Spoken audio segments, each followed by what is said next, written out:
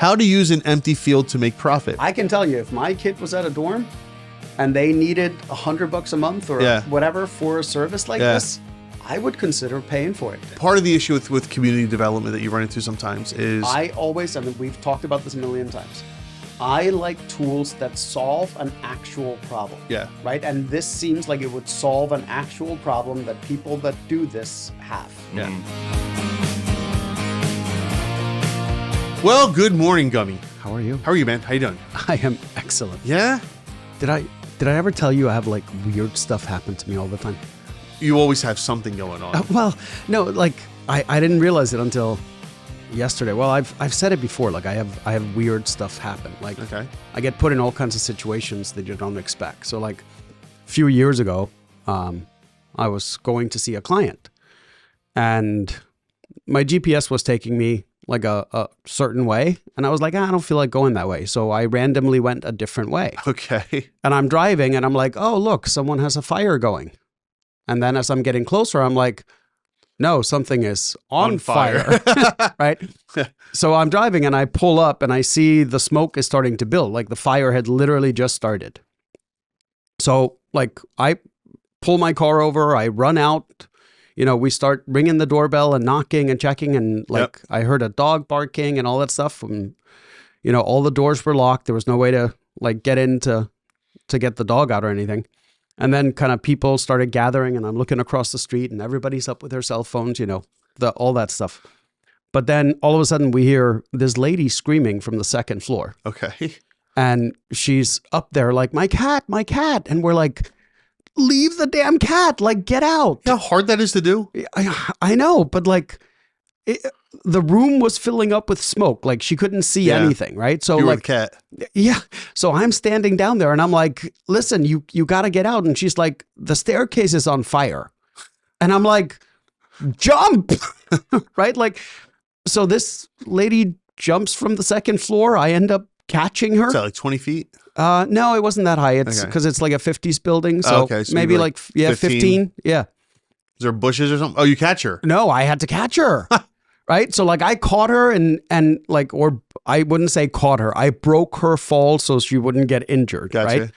Right. And then the fire department show up. So like my car was in the way. So like she was out. Everybody seemed safe. So like I just get in my car and drive away. Drove off. Right. How long ago was this? This was like 4 years ago, 5 years ago. It was right in Lansdale. And, never. And that was that. Yeah, that was that. Like I was just off to my meeting, and my day went on as usual. Well, yesterday, I was on my way home yesterday morning, and a car crash happens. Like literally there's a car stopping to let me, because he was making a left-hand turn. Yep. And as I'm next to him, a car comes in and rear ends him. Like I'm looking at this out my side window. Oh my God. And you're talking like a pretty big, like a Monte Carlo. Yeah. Right. And the accident was so hard that the front of the Monte Carlo looked like a smart car. Wow. Right. So like, of course, I pull over, I jump out, I run over to the, and it's this probably like early 20s kid in the car. And I'm looking at the dashboard came in, obviously hit him. The airbag is off. He's holding his chest. And I didn't have my phone or anything. So like I'm standing there. Why were you without your phone?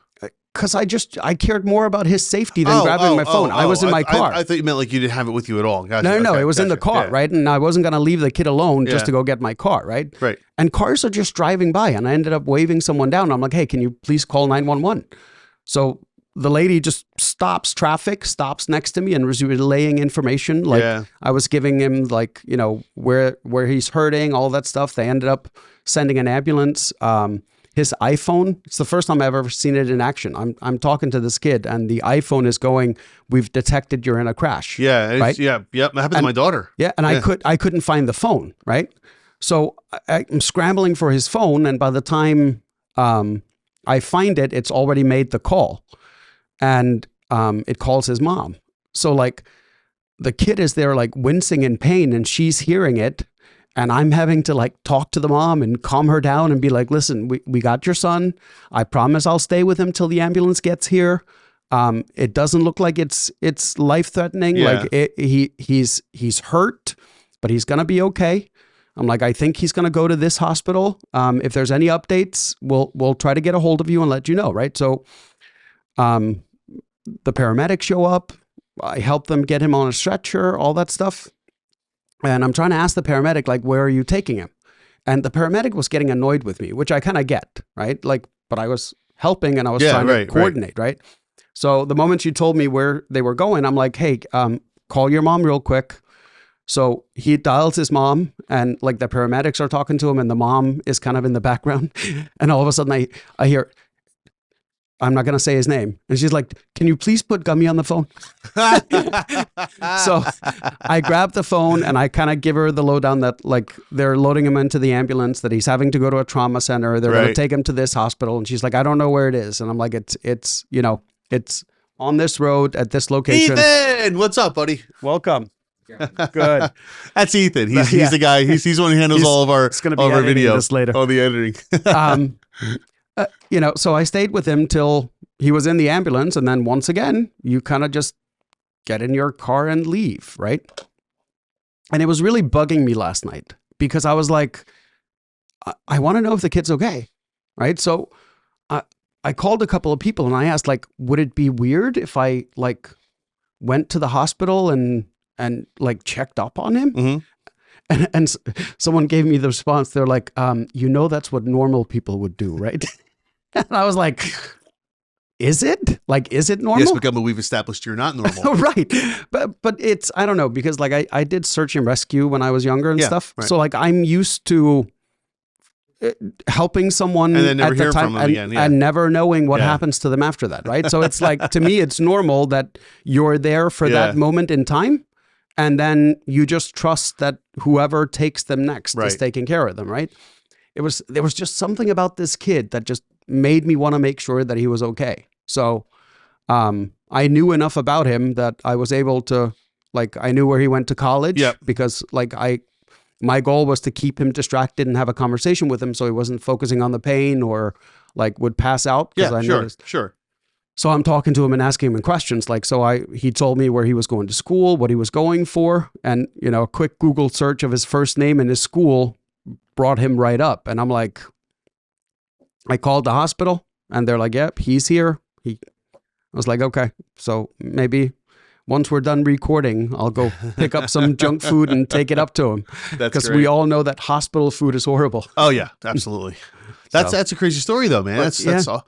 So it's funny because most people won't stop, right? Mm-hmm. And there's a lot of social media experiments on this where someone they have a camera set up, like a hidden camera, and someone's walking down the street and just collapses, and you see people literally step over this person. It's like I would say for every 20 people that walk by, one finally stops. Are you okay? What can I do? Let's call the police. It's crazy. People they are just so in their own little worlds that they don't care about what happens around them. I had this conversation with a buddy of mine that so he was in Hawaii and there's like a river there, like a touristy river or something. Yeah. And he and his wife were there the one day and this kid falls in. Like, and the river apparently it was carrying this kid downstream. And my buddy immediately starts running after him to get ready to grab him because he was a local. So he kind of knew where he could step to grab him and was like ready to jump in. And he was like, I was amazed that it was me and one other guy running after him to try to catch up. He's like, everybody else pulled out their phone and started taking photos and recording. Yeah, oh my God, it's ridiculous. It was the same thing when I was at that fire, right? Like I noticed it once I was leaving and I turned around to kind of look because the fire department and stuff were coming. Across the street, there were probably 30 people just standing there watching with their phones. And I'm like, you did nothing to help? Like the first thing I did when I got on the scene, there were a bunch of propane tanks up against the house. So before I did anything else, I removed the propane tanks from the grill and moved them all away from like basic things. Yeah. And sometimes it just makes me wonder, like, do people not know what to do in a situation? No, they're scared. They're scared.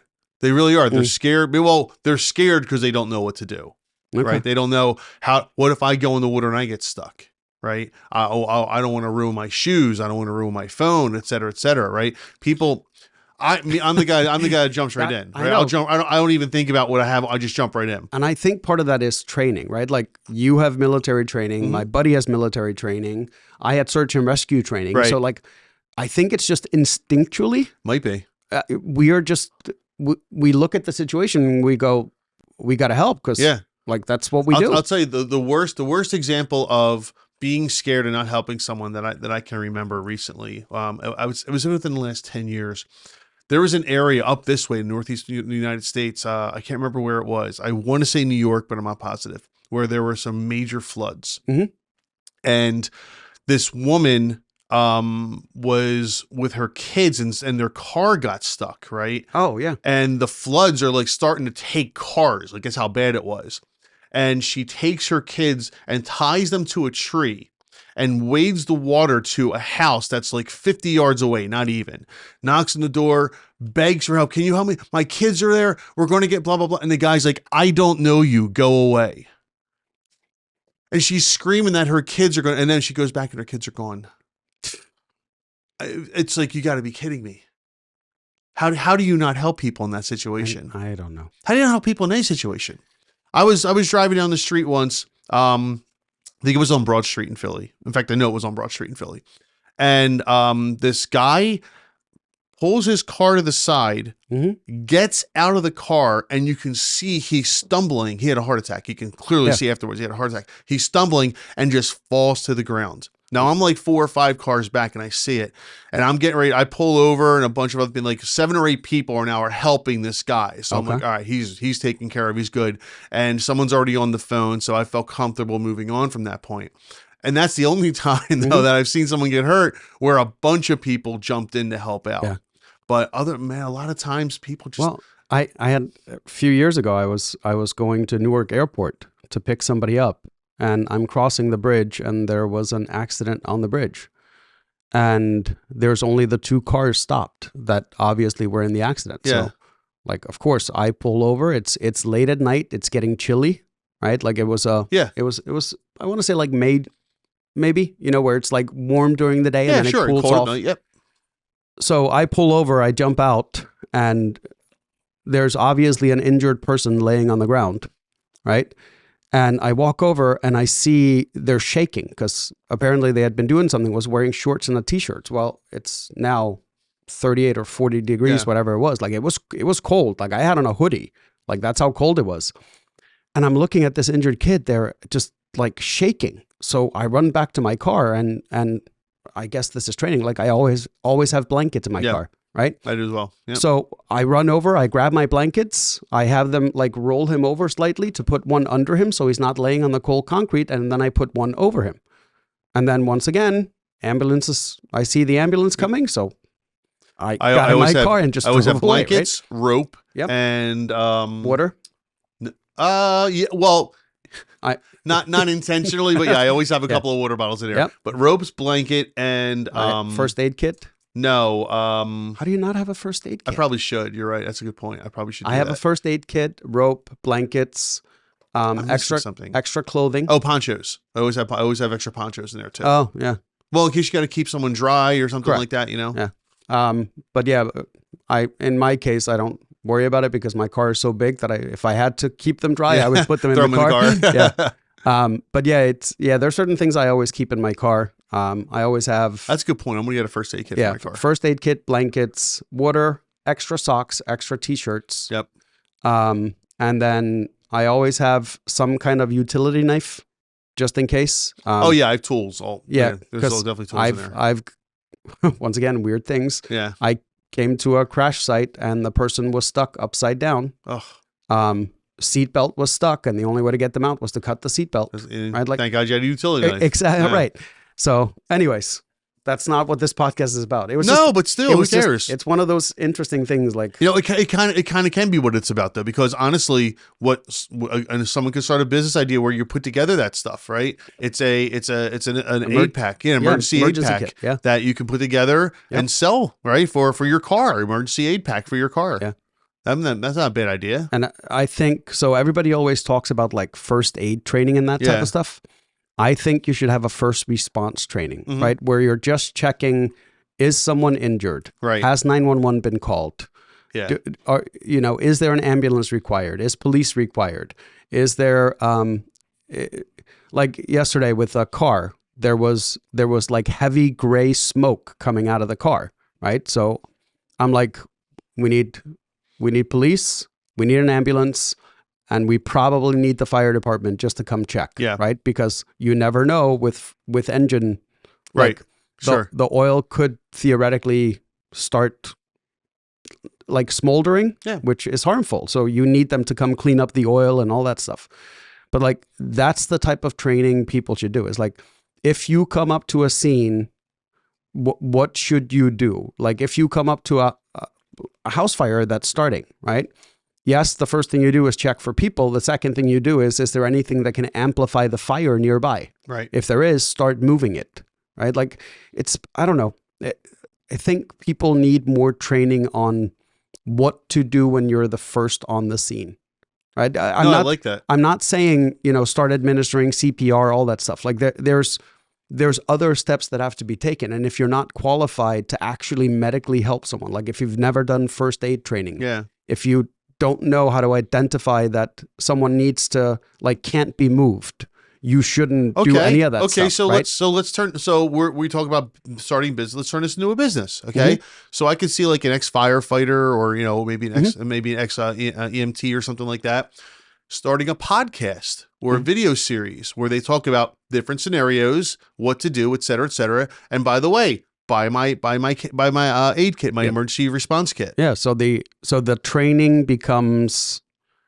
the sales portion of it, and the thing you're selling is the first response kit. Yeah. So that could be a really cool idea for somebody to do, like, like I said, like an ex-fireman or something like that who knows what, who knows all these things. And then you do different scenarios, what to do in the snow, what to do in the heat, what to do in the desert, what to do, in the jungle or woods or whatever. And even different types of things. Like, what do you do if someone's been rear-ended and can't move? Yeah. Right? Like, what do you do if highway versus city road, right? Correct.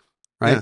Yeah. No, that'd be a great series. But it's basic things, right? Because like when I pulled over on that bridge, that was on, I want to say 76 or 90, like it was on a major artery, interstate. Yeah. So when I pulled over, when I saw the scene, I pulled my car over behind the accident on an angle. Okay. Right. So like, I drive a big ass car. Like you can't miss it. Yeah. So that people that were driving wouldn't hit it. Same thing the police do. Correct. Yeah. Yes. Right. Right. Because like, most people just pull in behind. Yeah, no. I pull in on an angle, so even if they hit me, they're deflected away from the people laying on the ground. Right. Like most people don't realize that. That's why police do that. Do that. Yes. Yeah. But yeah, it's, I don't know. I think there's genuinely, and I'm sure we could find like how to react in different situations. I'm sure somebody's doing these videos. I'm saying but 20 people, 100 people could do this, right? And again, sell that emergency response kit. Yeah. So there you go. There's a business idea. See that? We always find a way to make some money. All right. So let's jump into it. Yep. Shall we? Before we keep going, make sure you hit that subscribe button if you haven't already. Oh, and the like button. The like button's our friend. The like button is our friend. Yes, we do like the like button. So please hit that too. And thanks for the support. Let's keep it moving. All right. This one looked really interesting to me. I want to see this because I've seen this being a problem. Okay. So this is from Coding with Chad. Hi, Chad. Replace locked up items at CVS, Target, etc. with huge vending machines. I'm a software engineer with no retail experience and no vending machine experience. Sometimes I go to a store in person. The product I need to purchase is behind a locked case. I run around to find an employee. The employee doesn't have the key. That's so funny. That happens all the time. But calls the employee with the key. I wait around 5 more minutes. I finally get the employee with the key to tell me how I interrupted their day. They never seem happy. That's right. They don't. The one with the key is never happy. They're never, oh yeah, sure. What do you want? No, it's always like, ugh. Here you go. I'm not going to say always, but that's what I've seen. So here's a better way. Aisle-sized vending machines. Replace the entire store or one aisle with vending machines. I can look up what I want to touch on the screen or phone. I can make a list of items or a cart, so I only have to scan my debit card once. Then the items that I already paid for get picked up by a robot arm or something and dropped in a little chute. I mean, I like the ideas already. This would have to be more than a Coke machine or candy bar machine. This would need to be scaled up to an entire CVS, or at least the aisle that is all locked up. I see this in airports. That's what I was going to say. I see these in airports all the time. Big things too. The Best Buy vending machines. Yeah, I mean, I see like Lego sets, like giant Lego sets for kids to play and stuff on the planes. It's crazy. But it would need to be expanded. I don't know how to make this, but I'm always happy to give my opinion. Okay. I like the idea. I do. Yeah. So I think it's cool. The technology already exists. Oh, right? Yeah, like, not for a while. Look at some of the arcade machines. You go to these giant arcades. Not even that. Look at what is that online shopping that delivers your groceries? Oh, I forget what the name of it is. I don't know. Like Fresh Cart or something. Oh, yeah. I think it might be Fresh Cart. I mean, when we use like Wegmans or something like that, you just use Wegmans directly to do it. But that's picked at the store, right? Yeah. So like there's one of these retailers that basically has a giant warehouse with robotic arms, and they have it set up in a way where the most common items are in like a designated area. Okay. Right? So like the robot arms have to travel the shortest amount of distance to pick the items. Okay. And then you have something obscure, and that could be in like the far corner. It's going to take longer to pick. But it's basically a giant vending machine, so to speak, except they're robot arms. They drop in, they pick the item, they run it over, they drop it where it's supposed to go. Yep. Right? And theoretically, that could be the future of grocery stores. Oh, it probably will be. For especially like CVS, where you're not buying fresh produce that you want to see and all that stuff. Grocery stores maybe not, because you want to see the apple before you buy it. Right. But yeah, at CVS, you could literally just have like you walk in, there's a touch screen, you press the items that you want, you swipe your card, and a robot arm just goes and picks the items, drops them in a bag, and you leave. Yeah. The question is it cost effective, right? Well, it will be, because think of the labor cost. How much labor costs you're going to save if you do that. I mean, but you could probably replace. Look at your average CVS. Like, how many people are actually minding the store versus the pharmacy? Right? Like, I see what you're saying. Right. So you have like 3 people in the store. I'm thinking Target more. I've been into like a CVS, and like there's one person working the entire front of the store, and there's like 7 people in the pharmacy. Right. Yeah. So I think the cost of doing this stuff is right now at a point where it is not outweighing the way they do things now. No, not yet. But again, as that technology gets better and cheaper. And then the other thing is, and this is super important, is that if you do that, right?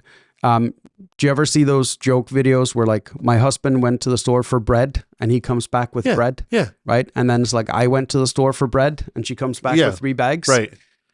By setting up machines like this, you're losing a lot of the browsing effect. Sure. Of course. The opportunity shopping. Yeah, of right? course. Like, how often have you gone into a CVS pharmacy, and depending on what aisle you walk down, you grab something because you saw it. Right? Well, that's the BJ's, Costco, the wholesale place. That's their model, right? They put the cheap things in the back, so that you have to walk through everything else to get there. And grocery stores put all your necessities, like on the outside. Your milk and eggs or bread, always in the back. Always in the back, far left so you have corner. To walk to get to them, exactly.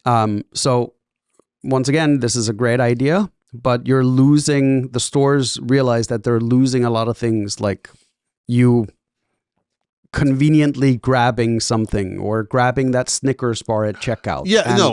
Agreed for little purchases like that. However, I would retort with the Amazon model, which is everyone just click, buy. They're buying things they never even knew they needed. Yeah, but that's different because you're doing it from the comfort of your house and their algorithm. Well, I could see this being the same way, meaning that I'm going to go be at home and I'm add this to cart, add this to cart. Okay, I'm going to buy, or I'm going to drive there in 10 minutes and go get it now. Yeah, but we have that because it's just a human being that picks it. So you wouldn't need because it's the same thing with the Wegmans, the Giants, all those. Like if you order on the app, like you go into a grocery store now, there's more people picking items. You're not kidding. The staff there is picking more items than their customers sometimes in the store, right? And so that they're already doing that. What we're talking about here is like no, I know you're in the story, the things behind the case you want to. So and I'm expanding it beyond. Correct, but I kind of like this idea of And I wouldn't even mind, like, if I wouldn't have to wait, even if I have to swipe my card twice, like razor blades, like there's a bunch of stuff that's in Always a lock behind, cage, yeah. right? If I could just swipe it, get that one item, and then go about the rest of my shopping, I would even be okay with that, right?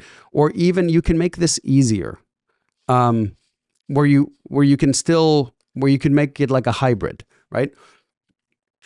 So for example, I would have to scan a driver's license and the item comes out. Yep.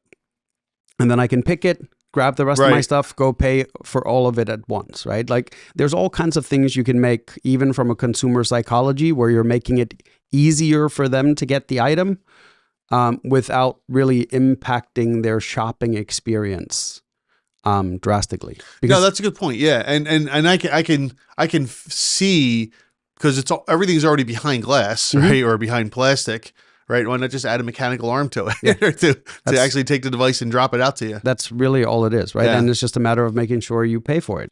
Right. That's the reason it's in the case to begin with. Yeah, I like that. I like that idea of the driver's license or something you scan that proves who you are, and this way you're not just going to walk out with it. Otherwise, they know who you are. Right. I like that. Yeah, I know you can steal someone's driver's license. Yeah, but you know, you can steal anything. It's rare, right? But yeah, it's just interesting, and people don't understand how much consumer psychology goes into even setting up grocery stores. Oh yeah, right, and like it's insane the amount of research they did. Anything from the smell in the air, the reason you go through the produce aisle first. Yeah. The reason items are where they are, it's weird. Like, because I'll give you an example where it didn't make sense to me. I went into the grocery store and I think I was looking for honey. Okay. Right? So to me, honey would go either with coffee and tea, or they would go with baking goods. Condiments. I would say condiments. Or condiments, right? Yeah. Or baking. Right? Baking would make sense. If I remember correctly, do you know where most honey is in grocery store? I don't. By the jelly, by the peanut butter and jelly. Oh, okay. And to me, it didn't make sense. Yeah, it's neither, but I can see because it's the same same consistency. So it's weird to me. Like that's not a place I even would have thought to look. But from apparently a consumer perspective, for normal people, I guess, normal. That is where it makes sense to have it. Right? Like, I guess, yeah. I never thought about that, but that makes sense. And this comes back to, I just want to expand a little bit on the like consumer psychology and how thought out this stuff is, and people don't realize it. So a few years ago, so the least wanted space at a grocery store are the bottom two shelves. Sure. Nobody wants to be on the bottom two shelves. So not a couple of years, it's probably a couple of decades now, because I've been telling this story for 10 years, so it's got to be more than a few years ago. There was a cereal company that went and negotiated the bottom shelves at, I think, almost every grocery store, every Walmart, all of it. For little kids? What they did was, instead of putting the cereal in boxes, they put the cereal in bags. Right? And when you think about it, what is easier for a kid to grab, a bag or a box? Yep. Right? Oh, yeah. So they directly targeted the end consumer per se by putting it right in front of their face in colorful packaging that was easy for them to grab. Yeah, that makes sense. It was a brilliant strategy, but someone had to think of saying, okay, let's go after the space that nobody else wants. Because it'll be cheaper. Yeah, right. And then how do we get the consumer that's looking at those two bottom shelves to actually grab something? And like, well, who looks at the bottom two shelves? It's little kids. Yeah, right? Mommy, can I get this? Yeah. My daughter picks, like when we go to the health food section, like with the protein bars and all that stuff, she always picks something from the bottom four shelves because that's what she sees. That's her line of sight. Yes. Yeah, that's her. And she's found some great items down there. Don't get me wrong. Right? Like, but I was thinking about it. I'm like, I don't look at the bottom shelf all that often unless like I know all the pasta is here, right? And if I can't see what I'm looking for, it might be down somewhere else, right? But when you're walking down the aisle, you're never looking down. No. Yeah. No, that's interesting. Yeah, you're right though. So I've read stories, I've seen videos, lots of stuff on the supermarket mentality, and it is a whole science behind it. Oh yeah. And a lot of people don't realize all of your proteins and fresh foods are the outside of the store. Yep. And then all your carbs and, they're all the aisles. Almost all the necessities are on the outer edge of the store. Some of the worst things you can do, like if you're on a diet or don't go to the aisles or like health food, right? You can basically shop the outside of the store and you'll get everything that you need. Right. It's very rare that you have to go up and down the aisles, right? Like I go up and down like the freezer aisle because there are certain produce that I prefer to buy frozen, right? I go up and down the baking aisle because like I bake fresh bread and all that stuff. So, but other than that, like I stay away from the aisles as much as I can. Just shop the outskirts. Yeah. So people don't realize that. So anyway, back to vending machine. Yes. Yeah, cool idea. I like it. Yeah. It'd be expensive to do it first, I think. I think all the technology is there. Yeah, but it's gonna be expensive to implement, I would think. I don't know. I have no clue what a vending machine I don't know costs. that, vending machine is probably a couple of grand. Yeah, maybe. Maybe it's not that bad. 3,000 to 5,000, right? You know what? Do it. Yeah, it's a matter of convincing CVS to adapt the technology is what it boils down to. Yeah, if you can put it together and then showcase it and show them how it works, then yes. Right, exactly. They might try in a small market, see if it works there, and then CVS is it wouldn't surprise me if they've already tested this somewhere, right? Because they're always looking to become more efficient. So, all right, well, Chad, coding with Chad, good luck to you. I like that one. That's an interesting idea. I do too. All right, you liked this earlier. It's a conversation that is happening a lot lately. Let's have it. Okay. Let's have this conversation. That's why we're here. We are here to discuss and converse. Yes. All right. This is from Taiwanaldo5 says, discussion, a better social media, one created by the community for the community. Every social media platform is pretty much compromised now. Considering the amount of talent and community we have on Reddit, we can pretty much chip in and create a new social media. I mean, Reddit kind of is a social media, but okay. The platforms we commonly use are influencing certain ideologies or tinkering the algorithm to show propaganda or blocking and removing content which goes against agenda or worse, full of brain rot, AI, misinformation, bots, etc. And finally, they sell our private data to everyone and anyone. We the people here who can pretty much do anything, and anything is required to develop such a platform. We have software developers, database developers, data scientists, cybersecurity experts, a whole slew of technology people. We are the people who have expertise in HR, marketing, finance, etc. We're a community from every corner of the planet, and we have unlimited open source tools that we can use. We can involve people in the project early on, so it's open source community. I get it. And see what kind of features they'd like to see. And every step of the way, the opinion of the community will be taken into consideration. We don't have to rely on mega tech lords for anything. What they forget is we, the consumers, have the power. I'm not so sure about that. We can create better, safer, and more importantly, ethical alternatives to these products just by being able to work with each other. And therein, my friend, I'll start with lies the problem. Being able to work with each other. It sounds great. Yes. The utopian ideal social media platform sounds wonderful. That's not going to, at least in my opinion, that's not going to happen anytime soon. And it's because people don't care. They don't care that they're giving away their data. They don't care they're giving away their intellectual property. They don't care that someone somewhere is going to use the post that they put about their kids to market toys to. They don't care. Nobody cares that Reddit has a content licensing. You know what they care? Agreement. They care that people saw it and clicked on it. That's all they care. How many views did I get on this? Yes. How many people responded? How much money did I make from this? Yeah, that's all they care about. Yes. I mean, I'm on board. I like the idea. So, but people don't care. Who was the Jack Dorsey? Yeah. Right. Yep. So Jack Dorsey came up with this idea, which Blue Sky, I think, originally was supposed to be, where it was an open source social media platform hosted on like a blockchain type thing, so everybody could see what was going on with everything. Yeah. Right. And I was like, that's such a cool idea. Right. But who's going to be involved in determining what I see? Right. Who's going to suggest new content to me? Who's going to suggest because that's what keeps people going, right? That's what the algorithms are. Yeah. YouTube's algorithm, for example, is one of the best in the world to keep people consuming more and more and more. TikTok right? too, right? TikTok as well, right? YouTube takes you down rabbit holes. Oh my gosh, does it? TikTok is really good at suggesting new content to you, right? Like, I saw a stat the other day that something like, I don't know, it was in like an insane amount, like 60% of all new musical artists are discovered on TikTok. Is that right? It was like an insanely high amount. Wow. Right? Like when they trace it back, that is where the consumer originally heard the music for the first time. That's crazy. Then they go from there to another platform to hear more of it, right? Like, so people were arguing, yeah, but I find all my music on TikTok, and no, I find all my music on YouTube, right?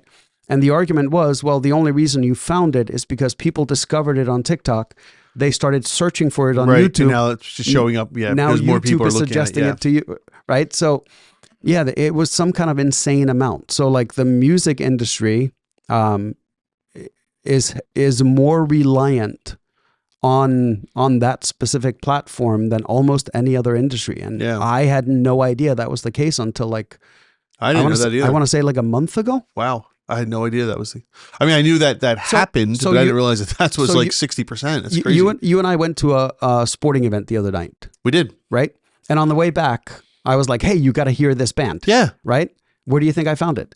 I'm guessing TikTok. Yes. Right? And after I read that stat, I realized that probably about 50% of all the new artists that I listen to today was because of a clip that I saw on that platform. The other 50% came from suggested artists on YouTube.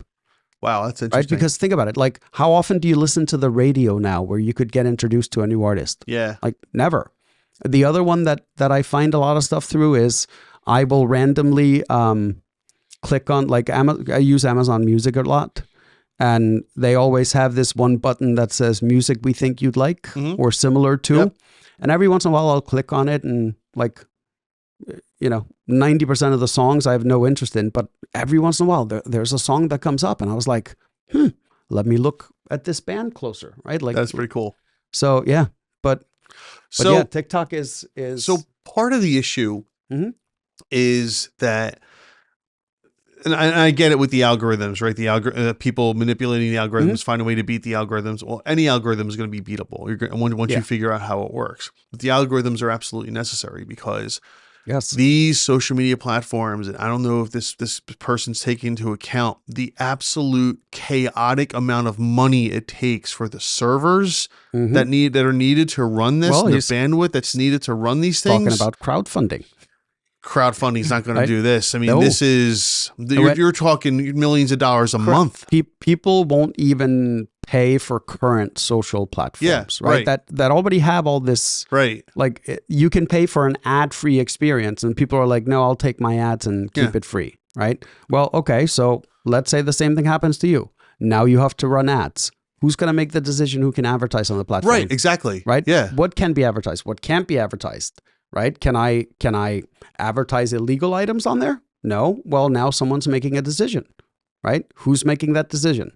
And this is why things like social media platforms, as much as I love the idea of a fully open source, no bars held, free speech, do whatever the hell you want, right?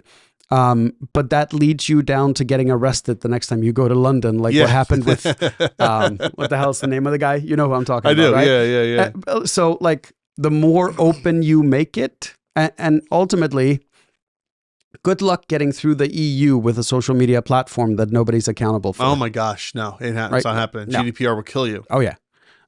So like, once again, I hear this conversation come up again and again and again and again. And I'm like, I love the idea. I just don't think from a functional perspective, this is ever going to work. And there will never be a fully open source social media platform on a scale, right? I'm not saying you can't have one that has 100,000 users and kind of flies under the radar. I mean, for crying out loud, 4chan was that for a while. Do you remember 4chan? Oh yeah. Come on. I'm just, it was kind of one of those, there was no limits per se, right? There really were no limits on 4chan. Craigslist, right? Even Craigslist had to put barriers in place, right? They were forced to. So that's the problem with this is whatever platform it is, ultimately governments are going to want to hold someone accountable. Right. Right. So if you can't hold the CEO or the board. Governments, the media will want to hold somebody accountable too. Yeah. Well, I could care less who the media wants to hold accountable. Well, that leads to the government. Yeah. I care about the legal side of it. Right. So let's say, for example, that you do this thing and we have the same thing that happened with Instagram, that someone kept getting fed content that ultimately broke their spirit and self-esteem. And they decided that the way out was the way to go. Yep. Okay. So let's say you build this platform and the same thing happens to someone on your platform and the parents can prove it and the lawyers can prove it. Are they going to go after the guy that built that portion of the algorithm? Right. Because ultimately he would be the one then responsible, right? Because he's the one that put that piece of code in. Right. So it's his responsibility, not the platform. And then what about the people that took it and ran with it and did other things and built on top of it? So as much as I love this idea and I would love to have a platform like this that is 100% open source, you could get away with anything. The logistics behind it would be a nightmare. Yeah. Building it, okay, I could see that happening. Yeah. You get a good community together to build it. The building Go run it. Correct. The building it is always the easy part, right? Yeah. It's the running it, funding it, making the. I mean, let's just look at raw numbers. If they talk about crowdfunding, even if you had 100,000 people together, which is a lot of people, which good luck getting 100,000. Even if you did, and they all contributed $10 a month, it's only $1 million, or $100 a month, right? $10 million. Yep. That's not enough. People don't. So for these servers, you have any idea what it's going to cost? People don't understand the numbers, right? So like, I love this ideology of, yes, we can do this. This is how it started. Like, could you start with this on a small server and scale it as you get more users? Sure. Yeah. Once again, from the business perspective, you're still going to need the money to scale and grow, right? So you're going to need either people are going to have to subscribe, right? Because you can't go and say, hey, we're going to add 30% more server load, bandwidth, whatever, this month because we got an influx of 30% of users, right? Well, if it's a subscription model or a pay model, your drop off next month could be 20%. Right. Someone now needs to buy bread and milk, and the choice is buying that, putting gas in their car, or paying for, or supporting this, right? Like, which one are they going to do? Right.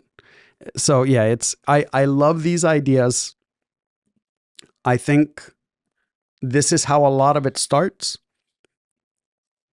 but ultimately it gets turned into some type of organization, whether that's a nonprofit, whether it's a corporation. Like, there has to be something behind it that keeps the lights on, so to speak. Exactly. And it's going to be tough. It's going to be part of the issue with community development that you run into sometimes is people start and then don't finish. Yeah. Someone will come in, they'll be all gung-ho, they'll put in 16, 20 hours a day for 2-3 weeks. They're all about it. Halfway through their algorithm or whatever they're writing, and then life happens and you never hear from them again. I mean, and we have real life examples of this. Like, we have WordPress. Yeah. WordPress started as a fully open source crowdfunded project. People were contributing to it. It went really well till it got to a certain point. Yeah. And then they were like, big. Now we have to have something around this, right? And then you got all these third-party developers that went, well, I'd love to develop this, but I can't develop and maintain this if I don't get paid for it, right? So like, they started adding these add-ons and plugins and stuff, and those can cost hundreds of dollars a month, right? Is the basic WordPress still free? Yeah. Is it really all that functional other than what it was designed for as the base model? Without the plugins? No way. No. Right? So once again, we've seen this model tried and tested, and it does not work long term. It works for a short amount of time, and then you need guardrails at some point. Yep. So, well, but that's why I wanted to do this one. Taiwan Aldo 5. Again, I love the idea. I like what you're trying, what you want to accomplish. I just don't know the realities of it in this technology world. I mean, hey, go for it. Try. You know, who knows? Maybe it'll work. I just don't see it working, unfortunately, in where we are today. Even if you develop this and you started, let me know when you agree on the terms and conditions. Yeah, right. Right? Like get past that stage. If you can write the terms and conditions and get everybody to agree on what those should be, by all means, go develop this. Yeah, I agree. All right, let's move on.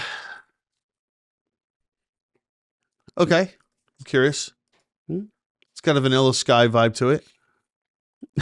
Vanilla Sky. Remember Vanilla Sky? I actually, one of my very, very good friends did all the music for that. Get out of here. Yeah, seguros. You are a mystery, my friend. No, so I grew up with... Wait, Seguros did that? Yeah. They did the music for Vanilla Sky? All of it, yeah. I had no idea. Yeah. Oh, wow.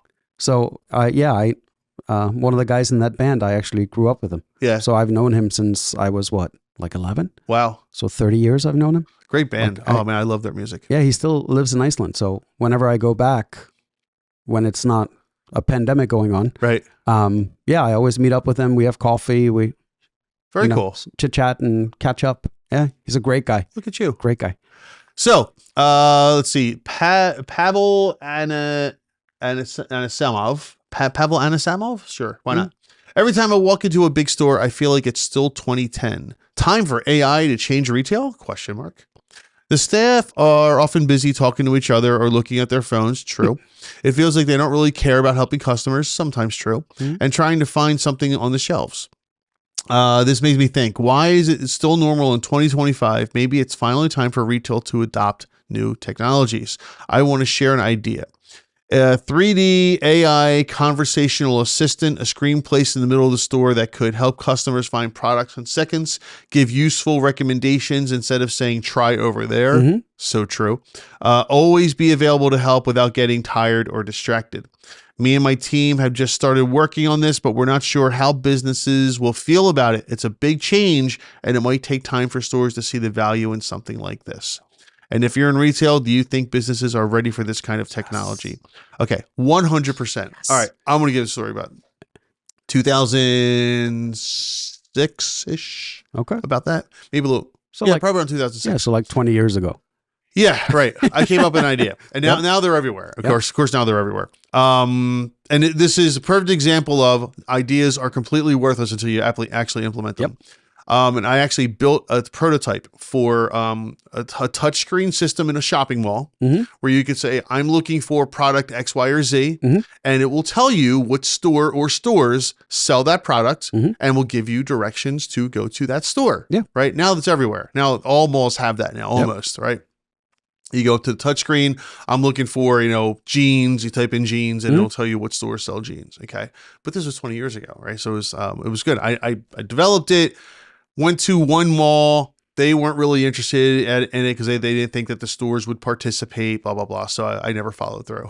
End of story. Now it's everywhere. Right. All right. This absolutely 100% without question. I can tell you that if you could and this is like the 3D modeling and the assistant and all that stuff is complete overkill as far as I'm concerned, because you're wasting a lot of computing power for something you don't. If you had nothing more than call it an 11 by 17, like a giant tablet in the aisle, right? With nothing but a voice assistant on it. So I could walk up to it and say, hey, homie, right? Like, let's say it's at Home Depot. Hey, homie. What? I'm sorry, good. That's a good name for or Homer. So right? So hold on. Okay. In Giant, the Giant shopping Giant supermarket, the little guy that walks around. Well, Giant is owned by Martin's. That's why it's called Marty. Oh, that's why it's called Marty. See, there you go. We're not very creative when it comes to, okay. So let's call it Homer instead of Homie, right? Okay. I like Homie. You like Homie? Okay. So we'll go with Homie. So like if you had it, let's say I'm in the pipe aisle. Yeah. Right? Like plumbing aisle. And I can't find something, and I can just walk up to it and go, hey, homie, I'm looking for a 2-inch 90-degree pipe fitting. And it just pops up on the screen and goes, it's bay 17, shelf 7. Yeah. Right? I can't tell you how many times I've looked for something at Home Depot only to find out that, like, what I end up doing is I pull out my phone, I go to the app, I go look what I'm finding for. Like, I see the picture of it, I push, and on the thing, it actually tells you what aisle, bay, and shelf it's in. Yeah. Right? Why isn't that in the stores through a voice command? Right? That should be readily available in the store. When I walk up to it, and it could even like pull up a picture, go, is this what you're looking for? Yeah. No. Yes. If I push yes. And this is where it is. 2 shelves down, 1 shelf over. Right. Yeah. And it could be just because there's one in every aisle, I should be able to walk up to the one in the plumbing aisle and ask, hey, I'm looking for, I don't know, Barkeep's Friend. Right, whatever that is called, and it should be able to tell me where that is. Or I'm looking for LED light bulbs, whatever it is.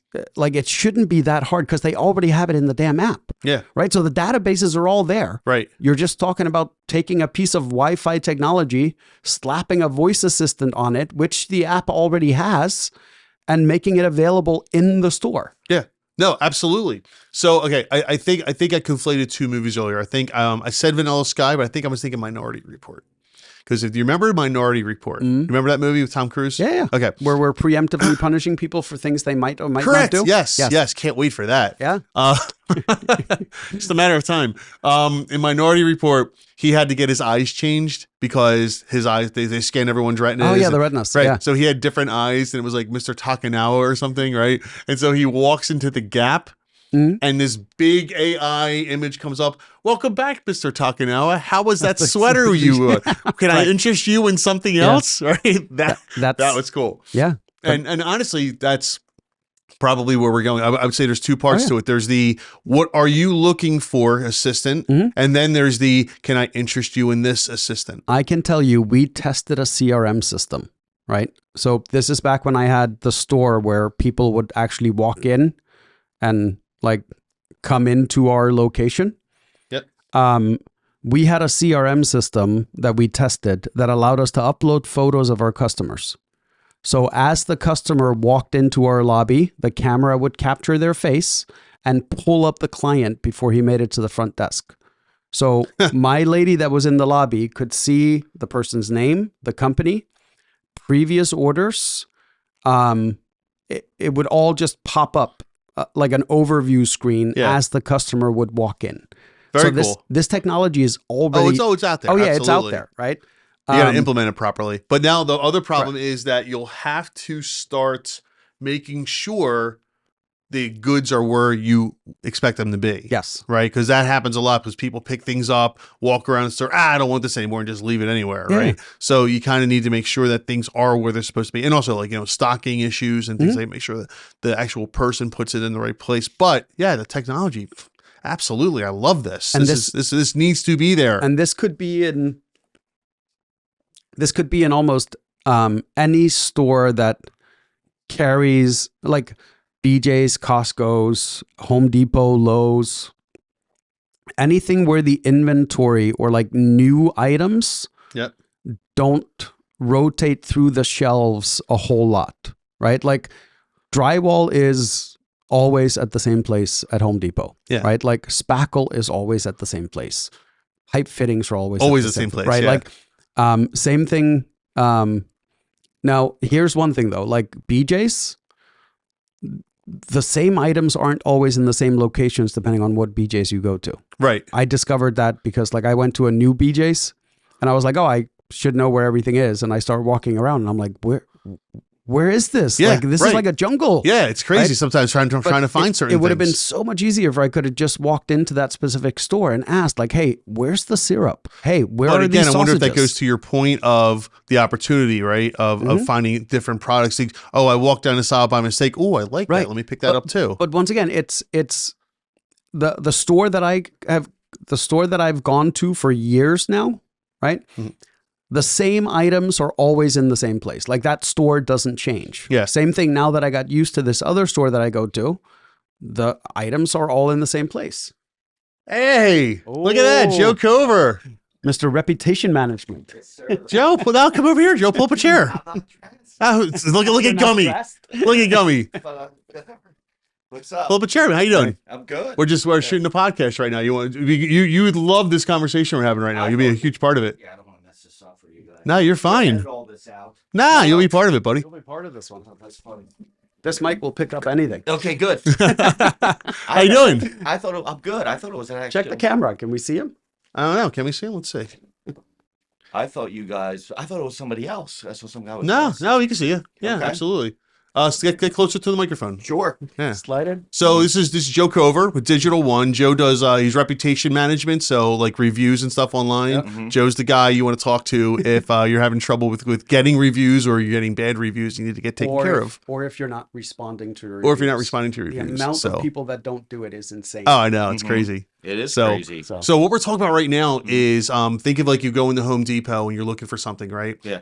So this guy has an idea here of some type of AI assistant inside of Home Depot where you can go and say, "Hey, homie," Right. apparently, right? Yeah, homie. Hey, homie, I'm looking for this particular pipe fitting, and it, is this the one you want? Yeah, and it shows you where it's at. That's a cool idea, right? Well, you say that's kind of already in place with like Amazon Fresh with Alexa, because you go right up to Alexa and say, "Hey, where's this Yeah, item?" right. at?" Exactly. Yeah, exactly. Right? Same concept. But But that's Amazon. Yeah. right? Correct, yes. What about the rest of the world? Of right. course. What about BJ's, Home Depot, Lowe's, I agree. we were saying it's a great idea.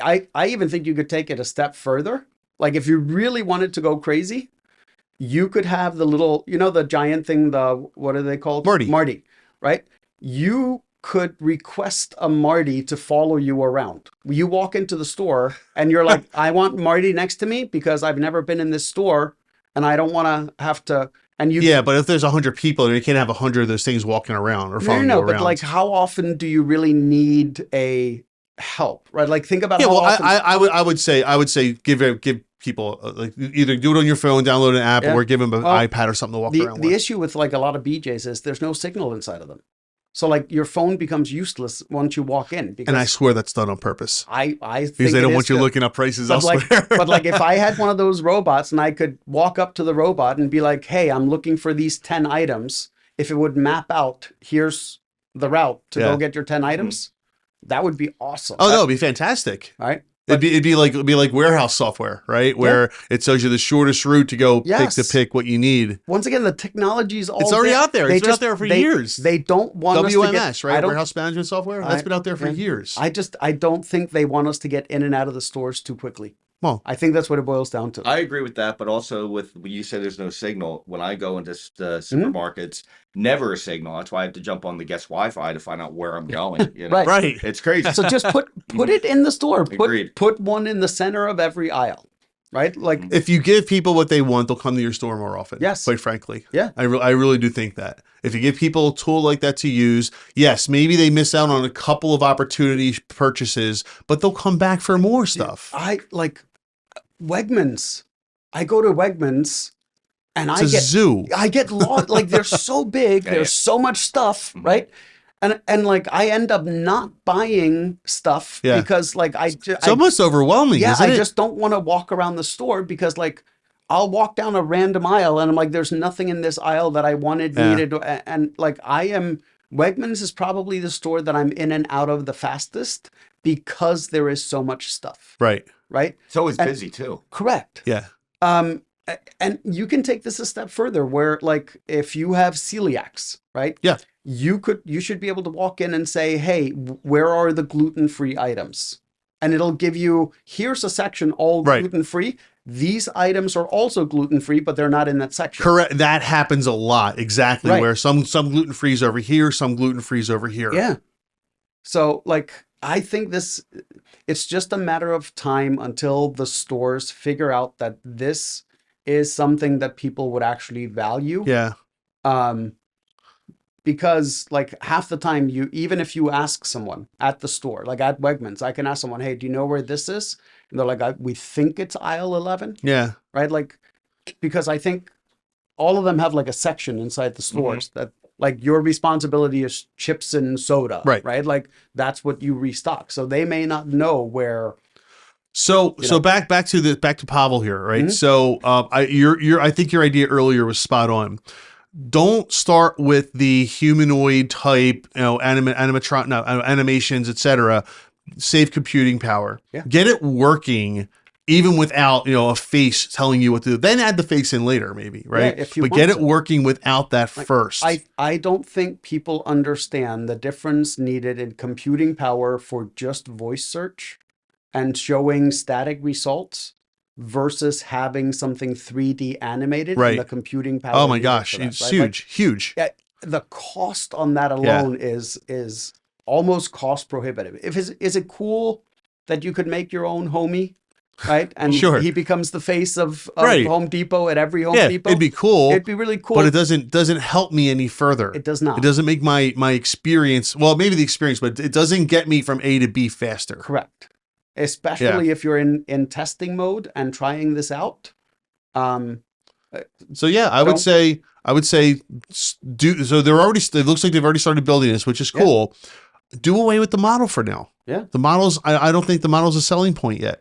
The actual functionality of getting person from A to B is the selling point. Yes. So that's what I would say. Good luck, Pavel. Let us know how it goes.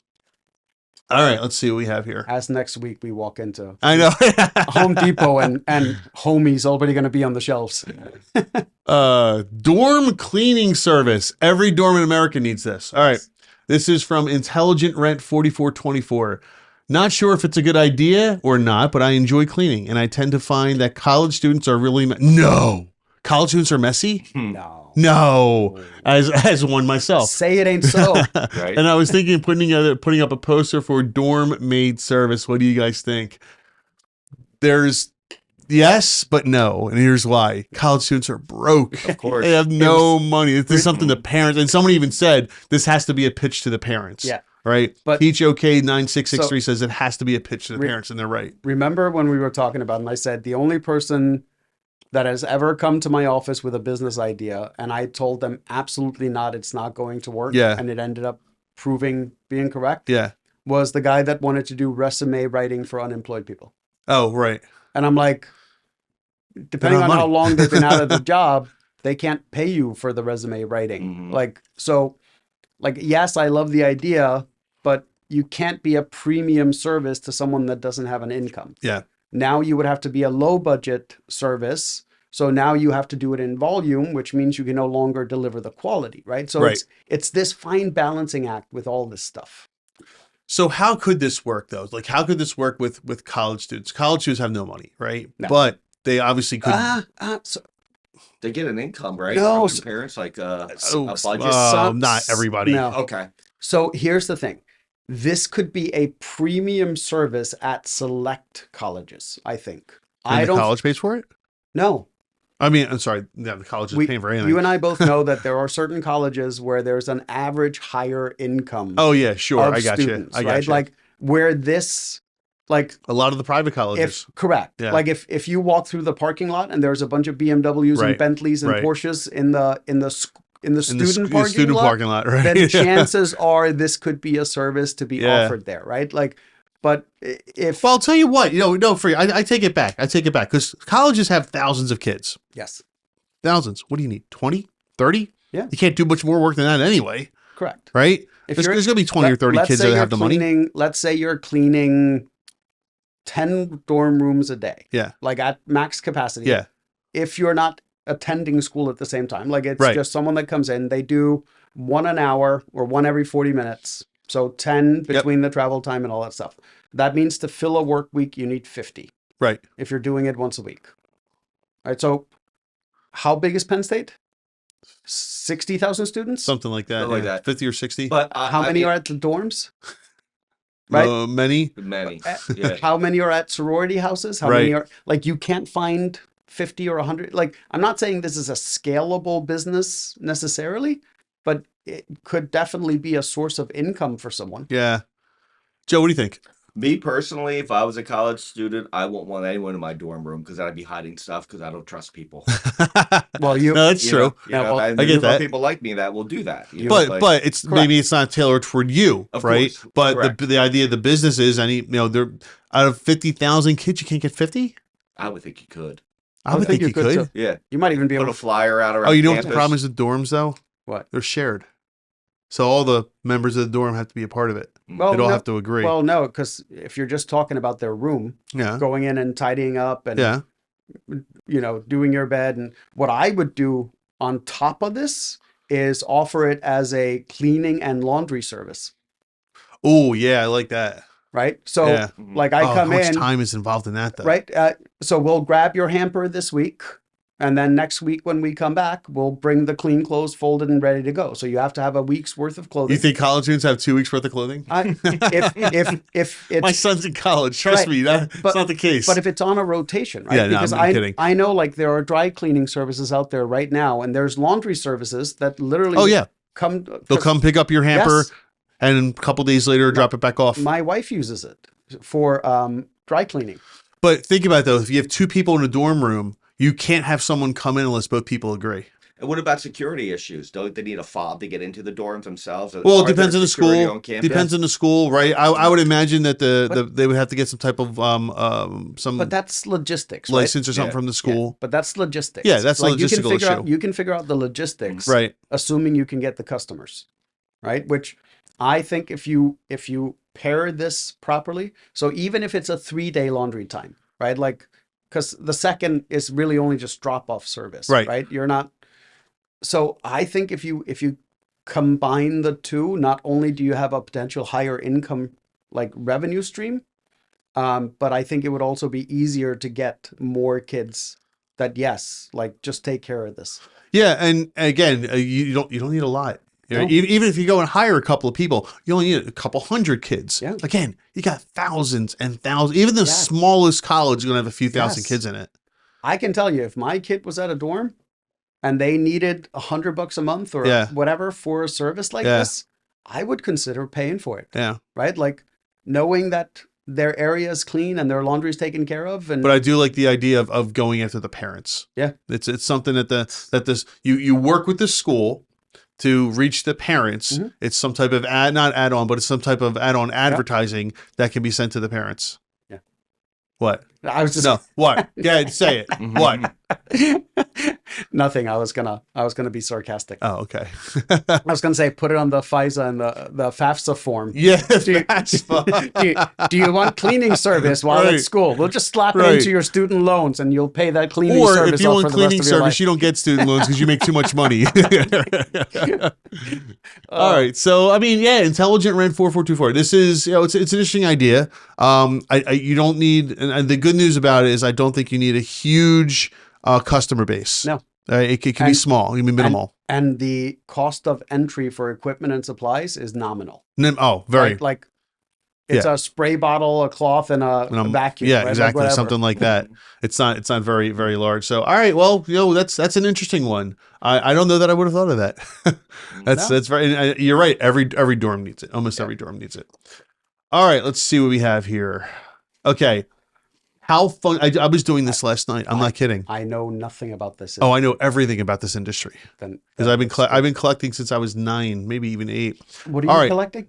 Baseball cards. Oh, I used to collect baseball cards. I used to collect for the longest time. But I did something stupid. Here, That's fine. When Sega Genesis came out, when I was like 16, I really wanted it. Yeah. So I sold all my cards for $100. I got ripped off. Yeah. I had Cal Ripken's rookie. I had Ken Griffey Jr.'s rookie. I had Ricky Henderson's rookie. I actually priced it last night because I was curious what the Ken Griffey Jr. Upper Deck rookie is. When I was a kid, it was like $70. What is it now? It's about the same, unless it's near mint. If you have if it's graded, it's like a couple $100. If it's already graded. I do have still in my possession the Bo Jackson Classic card with his football jersey on, and the baseball bat. So I found last night my Billy Ripken FU. You know what I'm talking about? The one where they wrote FU with the bottom of his bat when he was taking his picture. Yeah. Oh man, so you still have a collection of cards? Oh yeah. Oh, wow. Thousands. Wow. So funny enough. So let's read this and I'll tell you what was going on. All right. So this is from Jordan M in 9876. There's a huge market for getting cards graded. My company and many companies who do this, PSA, Beckett, etc. Depending on the company and the volume of cards, the cost can add up quickly, and it's hard to judge what to expect. If a card grades a 10, it's typically worth minimum triple the value, in some cases 10 times. My idea is to provide a service where customers can submit multiple high-quality photos of a card that they are considering to get graded. They would receive a detailed review, including photos with markup and likelihood of grade. I like that idea. There's always a risk of the risk in grading a card and no guarantee what grade it will be. However, this option provides collectors with a cheap way to get a better idea on what they can expect and save money on grading cards that would have potential for a 10 times. So what they're saying is, when you have a baseball card, most people have no clue what the grade is on the card, how good it is. It's all about corners. It's about, if there's any marks on the card. It's about if the card is centered properly from the factory. There's all kinds of things that go into it. And the grading is on a scale from 1 to 10. I think it's like at 0.1 increments in between, right? It might even be 0 to 10, but 1 to 10, 0.1 increments in between. When you send that card away to get graded, it's going to cost you money. It could cost you a couple $100s to get graded. Well, you don't want to grade a card that's going to cost you a couple $100 just to find out it's only worth $50. Right. So I got a dumb question. Yeah. So if we can train AI on medical records and looking at X-rays, wouldn't this be a no-brainer to train it on? Because you're talking rough estimate. You're not talking exact, right? Well, for the price, yes, but that's not what he's referring to. What he's referring to is, should I even send this card in to get graded? Wouldn't this be? And I'm normally not a huge let's push AI into things, but this seems like a no-brainer where I can take a photo of a card. Yeah. AI can scan through it. I mean, he doesn't say it here, but I'm pretty sure that's what he's referring to. Because I don't see any other way of doing it. Otherwise, you're going to have people looking at thousands of cards a day. That's just not going to work. It has to be done by AI. It's going to have to. Well, I didn't specify. It could. No, he does. You're right. He doesn't specify that. So it could be that you're sending in photos. I get them via email, and that's what I'm saying. No way. A human being looks at it. Thousands and thousands of those a day. Right no way. Now, any card that goes in is getting graded by a human being. So the grade is different. The grade is different because it is. I mean, they literally will sit there with a ruler and look at the edges and make sure that it's exactly the same all around. It's still a human being doing it. Yeah, right? It has to be. So this could be either or. It could be AI. It could be a human giving you a quick evaluation. Yes. Like, is it even worth sending in? Correct. That's what he's suggesting, right? Yeah, but I'm saying like this could be done probably 90% with AI, where they could eliminate probably 90% of the cards that are sent in. Oh yeah. Where an AI scans and goes, not worth it. Right. Right. Yeah. So that would be a really cool tool. So I was doing this last night. As I said, Joe, I was doing this last night. Yeah. Because I just happened to find my old baseball cards. And I was like, I wonder what some of these are worth. Like the Canseco rookies. Remember the Canseco rookies? Yeah. Mark McGwire rookie when he was on the USA baseball team. You know what I'm talking about, right? I know exactly. Yeah. I was a collector. So I was just going through some of them, and I was like, all right. To see them. What? I would love to see your collection one day. Some of them are really good. Okay. So I was just going through, and I found an app where I can just scan, take a picture, take a picture, and then it tells you what the most likely value of it is. It doesn't grade it, but it gives you like a middle value based on middle grading. Okay. Right. And then you can say, oh no, this is a 10, and then it'll tell you what the value is if it's like a 10. Kelly Blue Book for. Yeah, kind of. When we were kids, we used to have a price guy through the Beckett price guy. Remember the price guy? I would open it up, and you would go, okay, how much is it worth? Oh, 50 cents. Like I collected everything over the sun. I mean, I did baseball, I did basketball, football, hockey. When Eric Whitcross came out, I was all for it, and I grabbed his rookie card. Oh, I don't have a rookie, but I have old Wayne Gretzky cards from like the 70s, late 70s. I have a second year card from the Oilers, but it's not in mint condition, so I know it's not worth as much as it could have been, Yeah. But I understand the whole thing. When you said collectible, I'm like, wait a second, that's what I used to do. So I understand it. So when you said over your head, good thing I'm sitting here. Well, I still get how it works. Like, of course. I watch Pawn Stars as much as the next guy, right? Like that's actually part of why I watched that show, was to learn about the value of things I had no idea had value. Absolutely. Yeah, I agree. I used to love watching that show. Yeah. So this is a cool idea for an app. It's a different take on the value of the card, because it's not telling you necessarily what the value of the card is, just whether or not it's worth sending that card in to get graded. Because the median value of a card might be $20, but that card looks like it's a 10, and if it's a 10, it's worth $300, and it's going to cost you $100 to get it graded, so it's worth doing. Of course, that's kind of what this app is saying, and I like that. I like that a lot. Yeah. That is really cool. I always, and we've talked about this a million times, I like tools that solve an actual problem. Yeah. Right. And this seems like it would solve an actual problem that people that do this have. Yeah. Like, is it worth sending in? Yes or no? Right. Like that's a problem. Right. I like it. Yeah. No, this is a cool one. So no.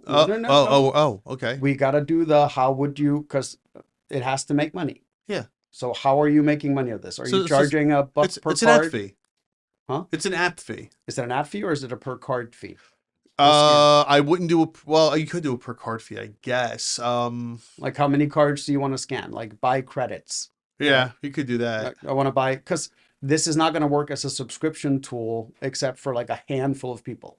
Like how many people would need to scan cards? Okay, so this is where you no. I know where you're going with this. You not growing up in this country, I don't think you understand how many people have old baseball cards, old football cards, etc. So I get it, but once again, if you're just going through them, right? So let's take stamps, whatever it is. How often do you have to go through them to see whether or not they're worth getting graded?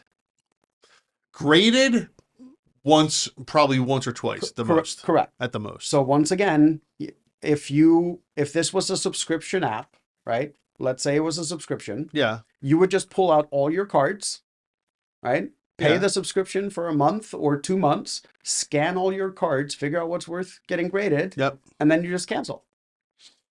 So, okay, I know what you're saying. All right. So the app that I'm once using, it's graded, correct? No. This app isn't grading it. No. But yes, once it's graded by Beckett or whoever, it's graded. Okay. Yeah, because it's unless you take it out of the case. Oh yeah. Unless you break the case. Okay. So the app that I was using yesterday, what it does is you can scan as many cards as you want. Yeah. Right. And then they will, if you want, they will put it up for sale on their site and then take a piece of the transaction. Right. So they're an auction house. Sure. Well, they're like a consignment. Yeah, yeah, exactly. Then they take a piece of the sale. Okay. And I think that's a good way to go. So that's one model. That's probably that's a nice way to go too. Yeah. So once again, we have to answer the how do you how do you make money off it? Sure, of course. I was so excited with the grading tool. Because I'm looking at these cars, some of them, I'm like, okay, that one, that one's a little beat up, but that looks in great condition. I'll bet you the one that I think is in great condition will be like a 6. You know, because these things they're looking at it with like little if there's loops if there's a speck of red paint missing from it can't be a 10. But crazy, keep in mind too, the error cards are worth more money sometimes. Oh, the error cards, yeah. You know, so, but again, it's about grading. Yeah. Of course. Yeah. So do you know about the Billy Ripken card? Have you ever heard that story? No. So in the should I? So you know who Cal Ripken is? Yes. Okay. So Billy Ripken's his younger brother. Okay. And he comes up and he's becomes a professional baseball player. And he was either the story is that he was either like a big jokester or everybody hated him. I'm not sure which it was. Okay. And I'm sure I could look it up on Google, but right before so back then everyone would go and they would pose for their baseball card picture. Now they just take random shots of you out in the field and whatnot, right? But before everyone would pose, right before he went to pose for his picture, the guys wrote on the bottom of his bat F-U, like F-U-C-K-Y-O-U, right? In big black marker. And he's holding his bat and he doesn't know it's there. And they took the picture. And Topps, it was Topps, right? It was a Topps card. I think it was a Topps card. Didn't notice it. Oh, and a limited release of those got out.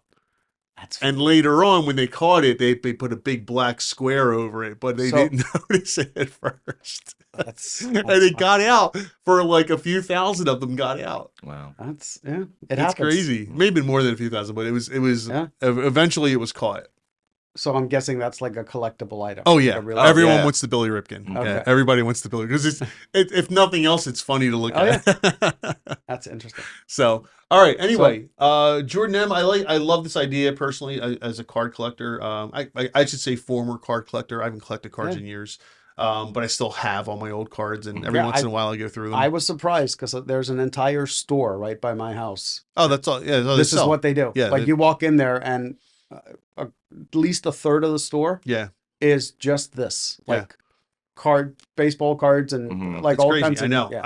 I know. It's insane. I mean, when I was a kid, my parents would go to auctions and grab these stacks of common cards, and I would just go through them and be like, "Oh, is this worth anything?" And most of the time, it wasn't. But it was things that you were excited to do. When you were a collector, it was very exciting. Interesting. All right, we have time for one more. One more. Okay. How funny is this? We kind of did one like this before, but let's we did the guy that owned the land next to the airport. Yeah. So this is kind of similar. This is from Desperado's Son. Says how to use an empty field to make profit. I own 1.5 acres of land. I have a large empty backyard. Actually, more of a neglected field. I'm determined to make some use out of it and start a garden or farm. I'm not sure how I could grow cut flowers for bouquets and sell flowers. I came here looking for ideas, hoping someone can throw out some profitable ideas. Budget $1,500 to $2,000 at the moment. I can also apply for small business grants for first-time businesses. Northern California. Okay, so the flowers is a definite no. No, because you are competing with South America. You are competing with conglomerates. Yes, they have this on lock. It's like it's like trying to grow coffee. It's just not going to happen. Yeah, it's now I can tell you that like in because it's only an acre and a half, right? Like which is not. It's not as big as people think. No. Yeah. What you can do that is actually super profitable, I didn't realize how profitable it was what they started referring to. I think they call it super organic farming, right? I never heard that term. I think that's what they call it. So, you know, the USDA organic stuff? Yeah, sure. Of course. Okay. So that's a BS label, yeah, right? It basically means they came up with some standard, and as long as you fit within that, you get that label on it. It still doesn't mean that it's 100% organically farmed or organic, right? It just means it fits within those requirements. Locally here, you have farmers that like are truly organic, right? Like the fertilizer is manure. Yeah. There are no pesticides. Right. There no chemicals, no additives, nothing. Yeah. Like they are like super organic. Like it was grown in the 13th century. Correct. It is 100% organic, and you can actually taste the difference. Oh, without question. Right. Like there is no, I don't care what anybody says, oh, organic isn't real. I can tell you just based on a flavor perspective, organic, like truly organic makes a huge difference. Right. And I think if you have something like an acre and a half, even 2 acres, that would be the way to go if you are willing to actually do the work involved with that type of farming. Because it is super labor intensive because you can't use weed killer. So everything has to be manually plucked, right? Yep. But that's the reason the strawberries cost 3 times as much as the ones you get at the grocery store, right? But when you bite into that strawberry, oh, the taste. People are willing to pay a 3-time premium for that. Right? So Northern California, definitely a very, very good area to grow stuff, right? A very it's in that grain belt as they call it. Actually, a client of mine is in Northern California right now, and they are starting, I think they have a little bit more land than that. They're starting a lavender farm. Wow, lavender. Love the smell of lavender. Yeah. So that's their project. They're starting a lavender farm in, like, I want to call it Northern California. We just did the logo for them, which is how I know. So that's interesting. So then what? So I don't know what the answer is, but that's a good idea. Like look around and see like what are the things that people are looking for. Lavender's a big one. Like lavender over the last 5 or so years has really exploded in this country. Yeah. What was the other one we were talking about? The one you liked, the kombucha, the tea place.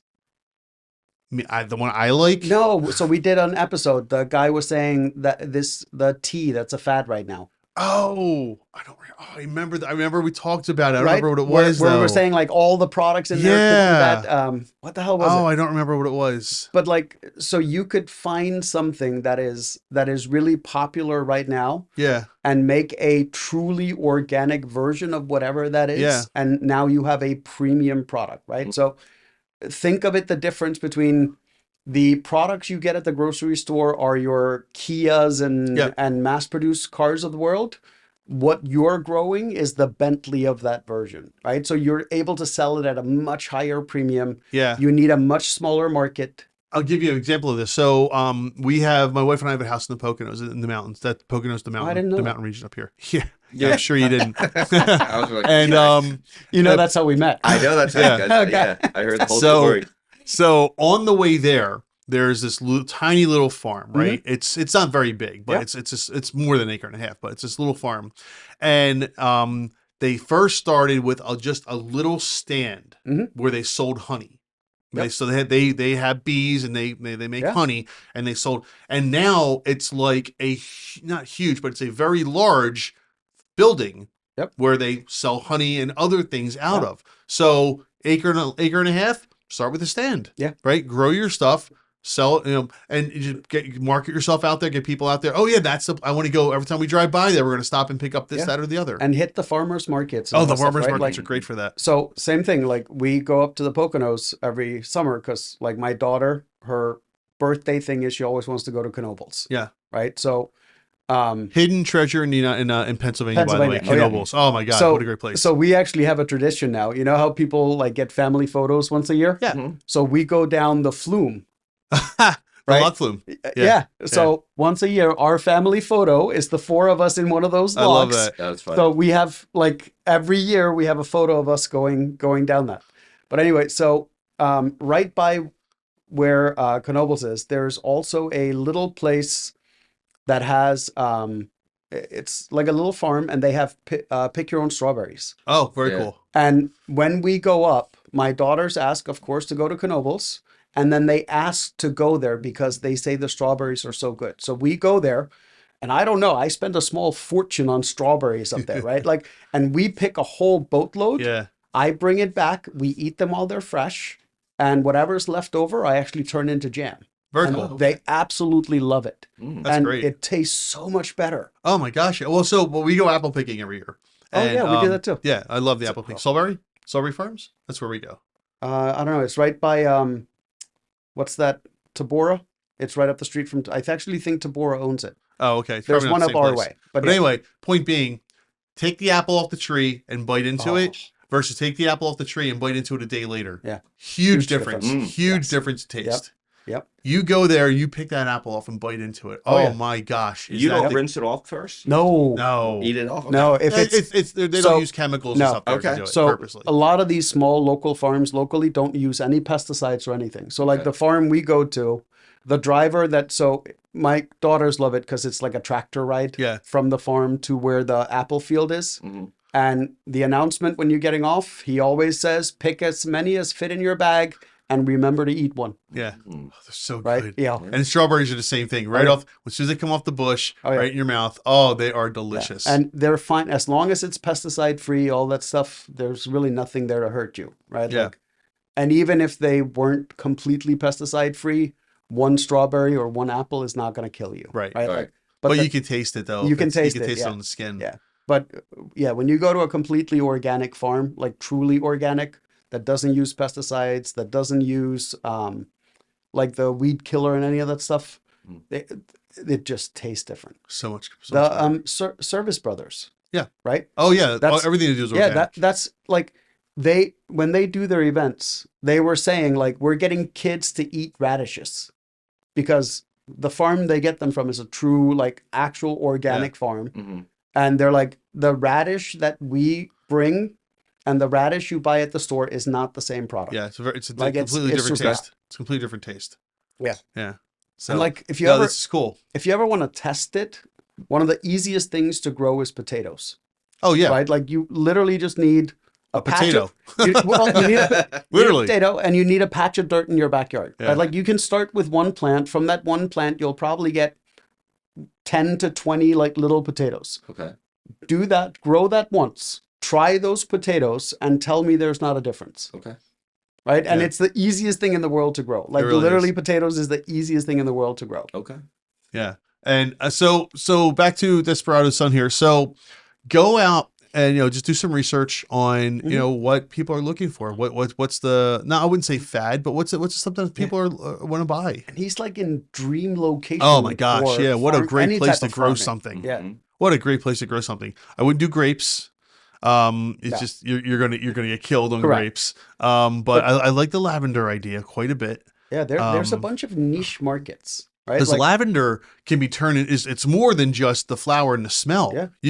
They're like people are making like edible products out of it now. You can make anything out of it. That's the beauty of it. Like you can put it in food, you can put it in soap. Yeah. You can use it. It's both edible and as a fragrance item. In fact, you could grow it and then supply other people with it as opposed to making the products yourselves. It gives you lots of options. So that's really cool. And the funny thing is, so my client that is starting this lavender farm is, if it wasn't this specific client, I would have questioned why someone was doing a lavender farm. Right. But like this specific guy was super high level executive finance. He's one of the smartest money guys that I know. Yeah. Like brilliant. And I'm like, if this guy's starting a lavender farm, there's definitely something there. Right. Like he would not, like he does his due diligence. He like all of it. So it kind of caught my interest that's what they're doing. That's so cool. And they're making like, when they gave me when they were explaining to me what they needed the logo to be, they were using terms like, we want to be the Tiffany's of lavender, right? Like, so they're making a super very, very high, high quality, yes, high quality product. That's great. Yeah. All right. Pretty well, cool. Joe, thanks for joining us for the end of the show, man. That's awesome. It's so cool you stopped in. Yeah, of course. I'm just dropping some things off. Yep. So that's going to do it for today. I don't know. It was a good show. I like it. It was fun. Yeah. We covered a lot of ground in this. We did. Like AI to farming. AI to farming. AI farming. Oh. What would he grow? Who knows? Find out next week. So it's not the growing portion. It's the driving the equipment. Yes. Right? Because they're already using GPS coordinates to do that stuff. It's true. The next step is going to be self-driving tractors that literally are out in the field driving. Have you seen the movie Maximum Overdrive? No. I have not. You didn't see that? That was like when we were kids. That was like the big movie. No. Oh yeah, that was the movie we familiar. weren't allowed to see. Oh no. Oh yeah, Maximum Overdrive. Like Commando and like all those it was things. the some alien thing happens or something happens and all the trucks come to life and they start trying to kill everybody. All the tractor trailers and stuff. Oh yeah. No. It's great. Oh no. Yeah, like mid '80s. Oh, Maximum Overdrive. No, I was outside terrible playing. movie. You got to see it. I gotta look that movie up now. So, all right. Well, I am away next week. Next week? Well, no, that's not true. I'll be back on Thursday. So we'll meet up next week. Yeah, we'll pick one up next week. All right. Well, this was Starter or Scrap It, Dummy. Good to see you, man. Joe, thanks for participating. Appreciate You're welcome. You're always welcome to join us. All right. Good to and know. yeah, we'll talk later.